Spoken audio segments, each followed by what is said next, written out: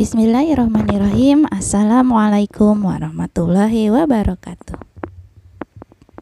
Hari ini kita melanjutkan pembelajaran kita, pelajaran fikih tentang senangnya sholat dalam perjalanan.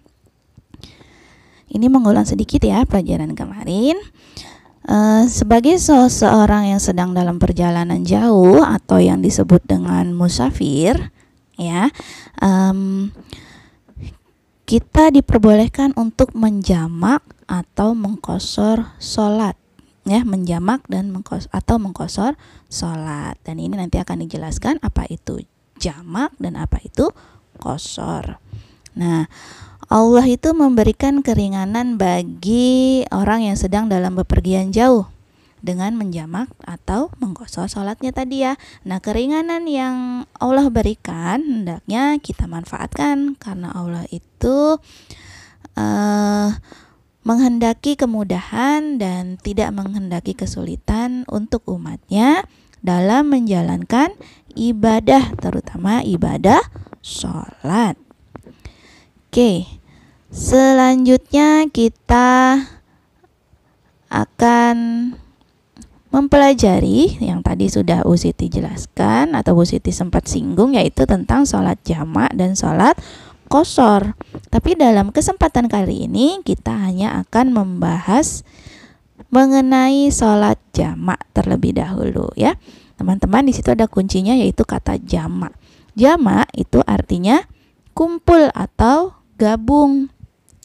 Jadi, sholat jamak adalah dua sholat fardu yang dikerjakan dalam satu waktu atau digabungkan, ya. Karena jamak tadi kuncinya adalah kumpul atau digabungkan, jadi dua sholat itu dikerjakan dalam satu waktu, digabungkan dalam satu waktu, ya. Sholat jamak, kita ulang lagi ya. Jadi, sholat jamak adalah dua sholat fardu yang dikerjakan dalam satu waktu atau digabungkan. Nah, sholat fardu nih, dua sholat fardu. Masih ingat teman-teman sholat fardu itu apa aja? Iya, ada subuh, zuhur, asar, maghrib, dan isya. Kemudian yang dikerjakan dalam satu waktu. Nah, dikerjakan dalam satu waktu. Kalau dua sholat fardu itu kan berarti dua waktu, tapi karena dijamak, ya enggak, jadi kita kerjakan hanya di satu waktu saja, ya, digabungkan dua sholat itu. Oke, selanjutnya sholat fardu. Tadi sholat fardu ada apa aja? Ya, ada subuh, zuhur, asar, maghrib, dan isya. Nah, kelima sholat ini tidak semuanya bisa dijamak, ya. Hanya ada 4 saja yang bisa dijamak. Ya, jadi apa Bu yang tidak bisa? Yang tidak bisa dijamak adalah subuh, ya.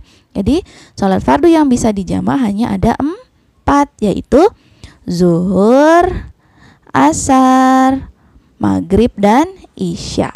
Dan 4 sholat ini akan dibagi menjadi 2 kelompok. Jadi sudah ada kelompok-kelompoknya ya Kak. Kita tidak bisa membuat kelompok lain. Kita tidak bisa buat kelompok baru ya. Sudah ada ketetapannya untuk sholat jamak hanya dibagi menjadi 2 kelompok. Yaitu yang pertama maghrib dan isya.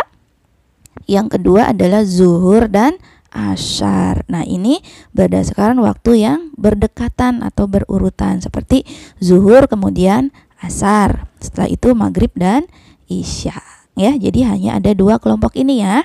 Ingat-ingat ya teman-teman, sholat jamak hanya memiliki 2 kelompok, yaitu maghrib dan isya, kemudian zuhur dan asar. Oke, kita lanjut. Nah, berdasarkan waktunya, sholat jamak itu dibagi menjadi 2. Yang pertama adalah jamak takdim. Yang kedua adalah jamak takhir. Nah, apa sih Bu jamak takdim dan jamak takhir? Iya, ini berdasarkan waktunya ya. Nah, kita bahas. Jamak takdim itu adalah menggabungkan 2 sholat dan mengerjakan pada waktu sholat yang pertama. Ingat, waktu sholat yang pertama. Oke, tadi kita sudah bagi dua kelompok ya. Teman-teman sudah tahu ya, zuhur dan asar, maghrib dan isya. Ini tidak boleh dipisah. Oke, sebagai contoh, menggabungkan sholat zuhur dan asar. Nah, coba kalau di jamak takdim artinya waktu sholat dikerjakan pada waktu sholat yang pertama. Zuhur dengan asar duluan mana? Iya, zuhur dengan asar lebih dahulu zuhur. Maka jika teman-teman ingin melakukan sholat jamak takdim antara sholat zuhur dan asar, itu dikerjakan pada waktu sholat zuhur. Ya, rokaatnya berapa, Bu? Karena ini sholat jamak digabungkan atau hanya waktunya saja yang digabungkan, maka sholatnya tetap 4 rokaat. Zuhur 4 rokaat, asar 4 rokaat. Hanya waktunya saja ya. Sholat asar yang harusnya dikerjakan di asar ditarik maju ke sholat zuhur ya. Oke, contoh lain. Misalnya sholat maghrib dan isya, ini kelompok yang kedua ya. Nah, teman-teman ingat, maghrib dengan isya duluan mana? Lebih dulu mana? Iya, maghrib. Maka sholat jamak ini, sholat maghrib dan isya dikerjakan pada waktu maghrib. Rokaatnya berapa? Ya, maghrib 3 dan isya tetap 4. Jadi tidak ada mengurangi rokaat untuk sholat jamak. Oke, sekarang lanjut. Jamak takhir. Nah, ini masih berdasarkan waktu ya.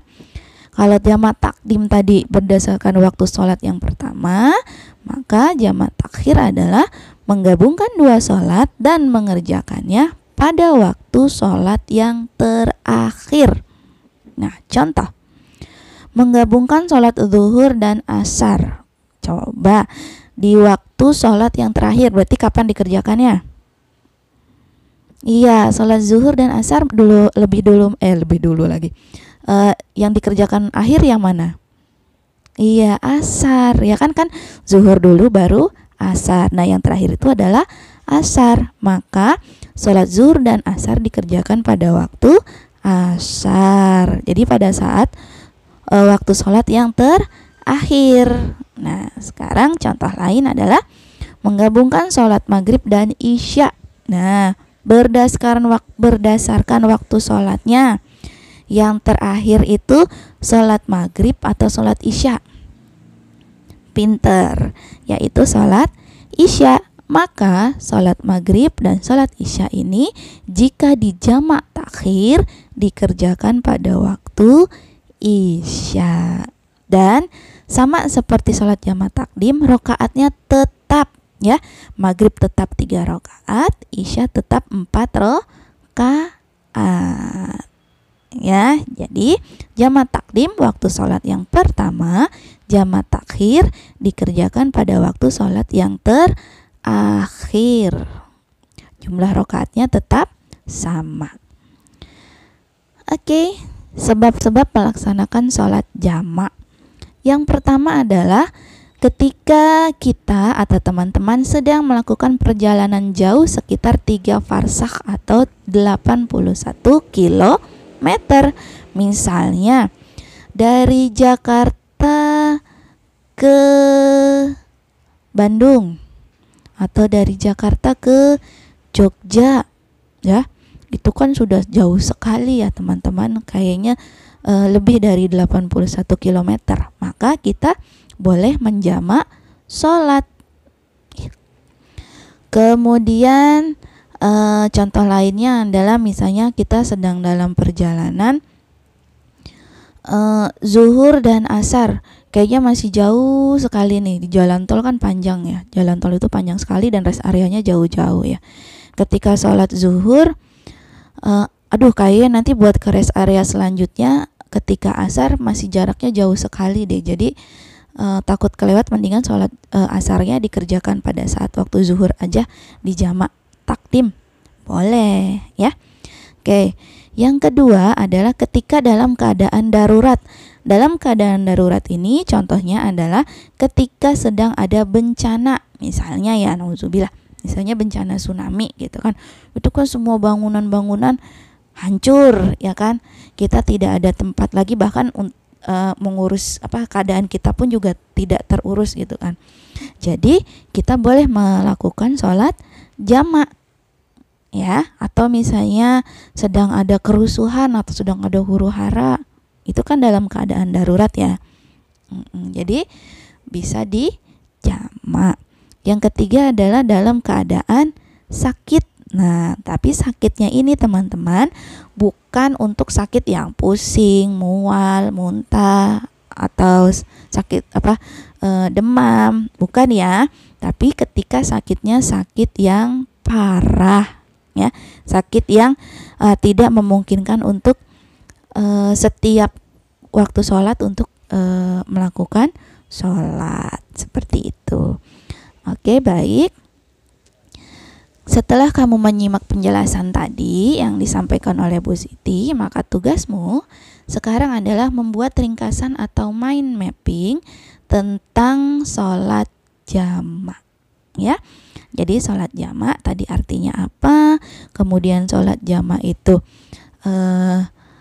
waktunya kapan saja, dibagi menjadi berapa.